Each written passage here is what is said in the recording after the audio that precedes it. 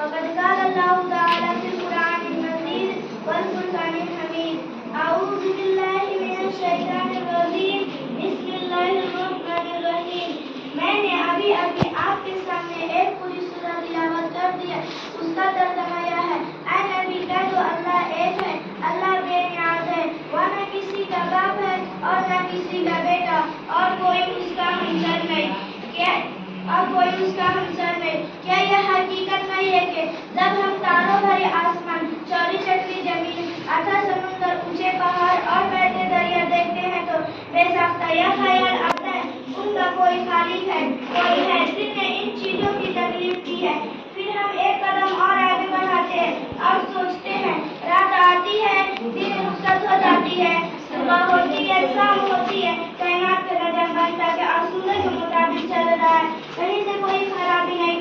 شمس و قمر اپنے وقت پر نکلتے ہیں اور وقت پر ڈوبتے ہیں تو بے ساختہ یہ کہنا پڑتا ہے اس عظیم کائنات کا کوئی حاکم ہے جیسے کسی کی تعاون کی ضروری نہیں، جو سارے جہاں سے بے نیاز ہے، کسی کا احسان مند نہیں، جو چاہے کرتا ہے، کوئی اسے روکنے والا نہیں. کیونکہ اگر کوئی روکنے والا ہوتا تو دنیا کا نظام اس اچھے ڈھنگ سے نہ چلتا.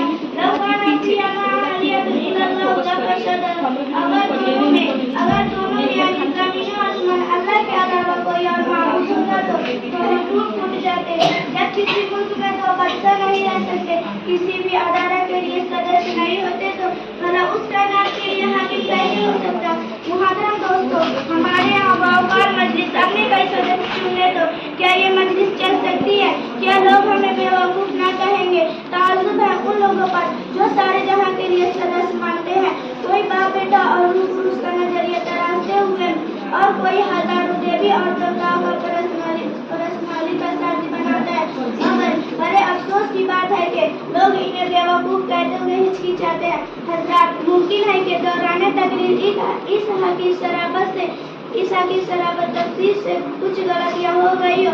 میں بھی اور انسانوں کی طرح ایک انسان ہوں، اس لیے مجھ سے غلطیاں ہو جانا کوئی حیرت کی بات نہیں.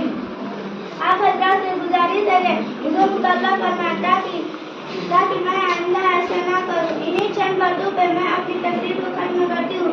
وما توفیق الا باللہ. نفس توحید کا ہر دل پہ بیٹھایا ہم نے،